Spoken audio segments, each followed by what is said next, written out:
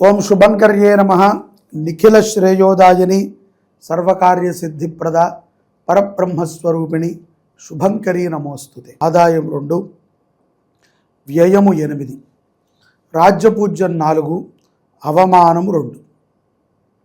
ఈ యొక్క కుంభరాశి వారికి లగ్న వ్యయ స్థానముల్లో రాహువు, ద్వితీయ స్థానములో శని, పంచమ షష్ఠ సప్తమ స్థానాలలో గురు సంచారము, సప్తమ షష్ఠ స్థానాలలో కేతుగ్రహ సంచారము ఉంటుంది. శనిగ్రహం ఈ యొక్క షష్ఠ స్థాన ప్రభావం చేత కొంత ఇబ్బందికరముగా వాతావరణములు అప్పుడప్పుడు కనిపిస్తూ ఉంటాయి. ఇక్కడ లగ్న వ్యయాధిపతులని గనక మనం వీక్షించినట్లయితే గోచారము రీత్యా ఈ యొక్క కుంభరాశి జాతకులకి 2026వ సంవత్సరంలో ఉద్యోగపరముగా ఒత్తిడి ఉన్నప్పటికీ ఎన్నో లాభాలు ఉంటాయి. చాలామందికి ఒక భ్రాంతి కూడా ఉంటుంది ఉద్యోగస్తులకి. మొత్తం ఉద్యోగం ఊడిపోయిందా స్వామి, ఇంకా పోతుంది అనుకున్నా, రేపే లాస్ట్ డే అనుకున్నా నన్ను కంటిన్యూషన్ చేస్తున్నారు. కాబట్టి అటువంటి ఒక సంసిగ్ధతలో విజయాన్ని పొందుతారు. ఏలినాటి శని వెళుతూనే చాలా మంచి ఫలితాలను ఇచ్చింది. అలాగే ఈ యొక్క జనవరి నుంచి డిసెంబర్ మధ్యలో కూడా 2026లో సంక్రాంతి తరువాత అపారమైనటువంటి భక్తులు అవుతారు.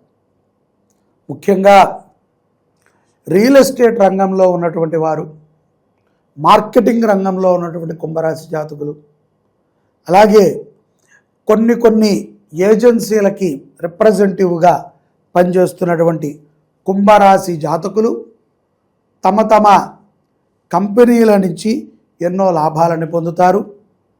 అలాగే గుర్తింపు కూడా లభిస్తుంది. వ్యాపారస్తులకి కూడా ఈ యొక్క 2026 సంవత్సరంలో లాభములు అధికముగా ఉంటాయి అనడం కంటే కూడా మీ కష్టానికి తగ్గిన ఫలితము అధికముగా ఉంటుంది అని మనం అనుకోవచ్చు. ఎందుకంటే ఎంతో దృఢమైనటువంటి సంకల్పముతో, నిర్దిష్టమైనటువంటి ప్రణాళికతో మీరు అడుగులు వేస్తే గనక విజయము మీకు వరిస్తుంది. ఇక్కడ మోసపూరితమైనటువంటి ఆలోచనలు, ఏదైనా కుచితమైనటువంటి బుద్ధి మనకి కలిగి ఉంటే నష్టములని చవి చూడాలి. అలాగే దూరముగా మీ వ్యాపార సంస్థని అభివృద్ధి చేసేటువంటి అవకాశాలు తరచూ ఈ 2026 సంవత్సరంలో మీకు తాహసపడుతూ ఉంటాయి.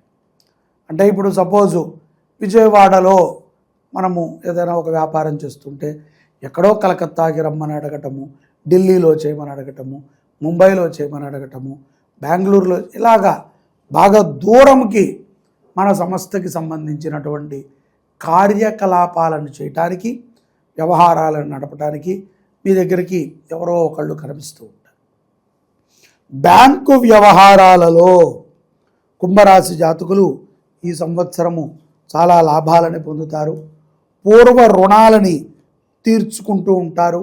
అలాగే కొత్త రుణాలు కూడా ఊహించని రీతిలో అందుకుంటారు. ఎంతో మనోధైర్యముతో కొన్ని నిర్ణయాలని కుంభరాశి జాతకులు తీసుకుంటారు. అలాగే విదేశాలలో ఉన్నటువంటి వారికి కూడా అక్కడ భూములు కొనటము, ఇళ్ళు కట్టేటువంటి ప్రయత్నము చేయటము, అక్కడ ఏదైనా ఒక మంచి ఆధ్యాత్మికమైనటువంటి కార్యక్రమము, సాంస్కృతికమైనటువంటి కార్యక్రమాలని చేయటం కోసమై మీరు చేసేటువంటి ఒక ప్రయత్నం సఫలీకృతమవుతుంది. ఇక్కడ కొన్ని ఈ రోజుల్లో మనం చూస్తున్నట్లయితే కనుక సోషల్ మీడియా మాధ్యమాలు, ప్రమోషన్లు, ఇటువంటి వాటిల్లో ఉన్నటువంటి వారికి కూడా కొంత లాభాలని చేకూరుస్తుంది. అంటే ఆకర్షణీయప్రాయముగా ఉన్నటువంటి వారికి కూడా కొంత లాభం ఉన్నది అని అర్థం. ఆకర్షణ అంటే కనుక సోషల్ మీడియానే కదండి, చూస్తూనే ఉంటాం నిరంతరం. ఎంత సమయమైనా మనకు వృధా అయిందని మనం అనుకోం.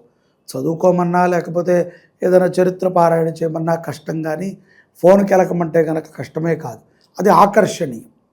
కాబట్టి అటువంటి వ్యాపకం ఉన్నటువంటి వారు, అటువంటి దాని మీద సంపదని పొందేటువంటి వారికి కూడా చాలా బాగుంటుంది. ఇక్కడ ఆర్థికముగా మార్చి నుంచి జూలై మధ్యలో కష్టాలు ఉంటాయి, అప్పులు చేయాల్సి వస్తుంది, వచ్చే రాబడి సరిపోదు. అదేంటి మీరు చాలా వస్తుందన్నారు, ఎంతో నాకు గుర్తింపు అన్నారు, మళ్ళీ ఏంటంటే అంటే రావటం వేరు, ఖర్చు కూడా అవ్వాలి కదా.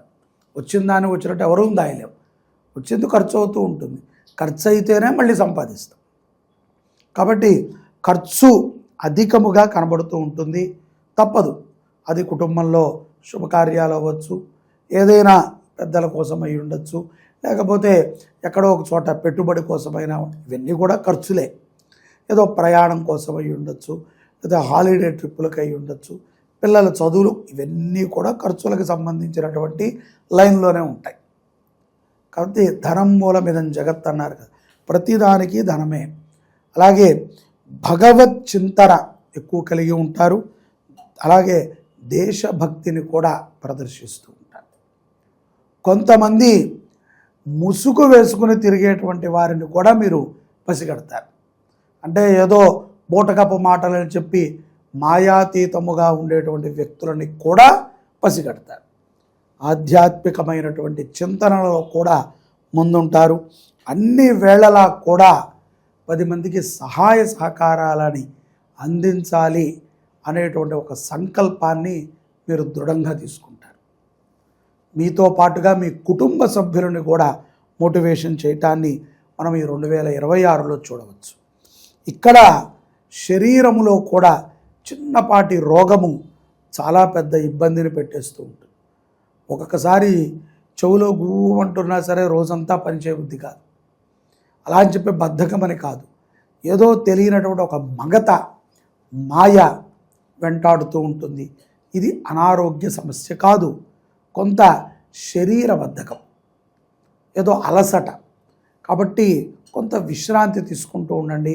దీర్ఘకాలిక రోగాలు జూలై నుంచి సెప్టెంబర్ మధ్యలో కొన్ని అటాక్ అవుతాయి.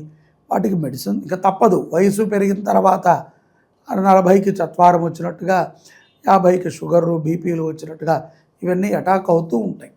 ఉన్నటువంటి కాలమాన పరిస్థితుల్లో ఒత్తిడి వల్ల ముఖ్యంగా ఎవరిని కూడా మోసము చేద్దాము అని ఆలోచన చేయకండి. ఆ ఆలోచన వచ్చినటువంటి వాళ్ళు మీరు త్వరలో మోసపోతున్నారని గుర్తుపెట్టుకోండి.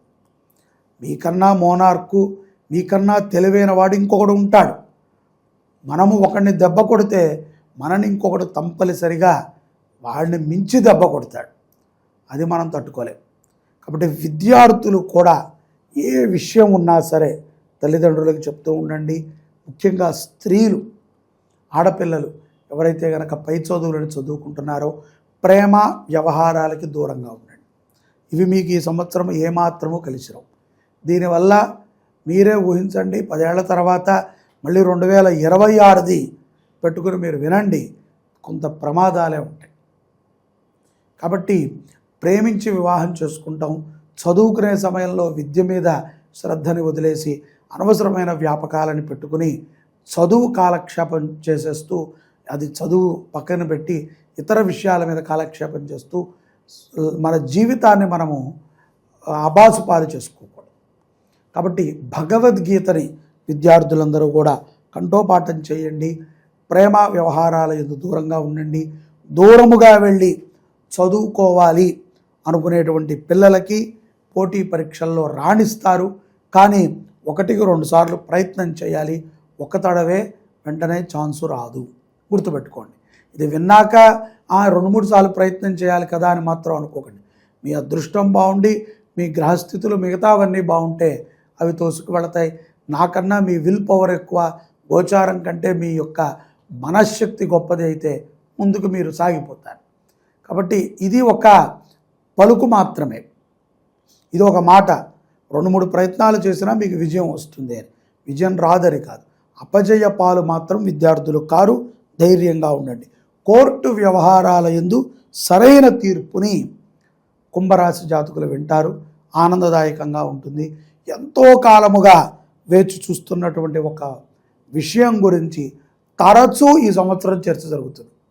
గత సంవత్సరమో ఆపై సంవత్సరమో చెప్పాలి ఎలా చెప్పాలి అనుకున్న విషయాన్ని ఈ సంవత్సరము తరచుగా చర్చించటము, తరచుగా దాని గురించి కొంత ఆలోచన చేయటము మనము కుంభరాశిలో చూడవచ్చు. కోర్టు వ్యవహారాలు లాభాన్ని తెచ్చిపెడతాయి. పోలీసు నుంచి కానీ ప్రభుత్వ రంగం నుంచి కానీ సానుకూలమైనటువంటి సందర్భాలే ఈ యొక్క కుంభరాశి జాతకులకి 2026లో గోచరిస్తున్నాయి. ధనము నిలవాలన్నా, ఆరోగ్యము గట్టిగా ఉండాలన్నా ఈ సంవత్సరము మీరు అనుకున్నటువంటి ప్రతి పని, ఏవేవో అనుకుని ఉంటాం, ఇల్లు కట్టుకోవాలి, ఇంట్లో కొన్ని సమకూర్చుకోవాలి, కారు కొనుక్కోవాలి, పిల్లలపై చదువులు చదువుకోవాలి, పెళ్ళిళ్ళు చేయాలి, వాళ్ళకి సరైనటువంటి బాధ్యతలని అప్పగించాలి. ఏ పనికైనా సరే, ఎటువంటి వ్యవహారానికైనా సరే కుంభరాశి వారు ఆదివారము పూట గణపతిని దర్శనం చేయండి. ప్రతి ఆదివారం కుటుంబ సమేతంగా కుంభరాశి వారు వినాయక దర్శనాన్ని చేయండి. మీ ఇంట్లో కూడా మీరు ఇంటి ప్రవేశిస్తూ ఉండగా ఒక వినాయకుడిని పెట్టండి. బయటికి వెళ్ళేటప్పుడు ఒక వినాయకుడిని పెట్టండి. వినాయకుడిని ఎక్కువగా ఆరాధన చేయటం, వినాయక అష్టోత్తరాన్ని కంఠోపాఠం చేసినట్లయితే ఈ సంవత్సరము శుభ ఫలితాలని కుంభరాశి జాతకులు పొందగలుగుతారు. మంచిగా ఉంటారు. గోమాత అనుగ్రహము, భారతమాత అనుగ్రహము సదా మీ మీద ఉంటుంది. జై శుభంకరి. సర్వే జనాః సుఖినో భవంతు.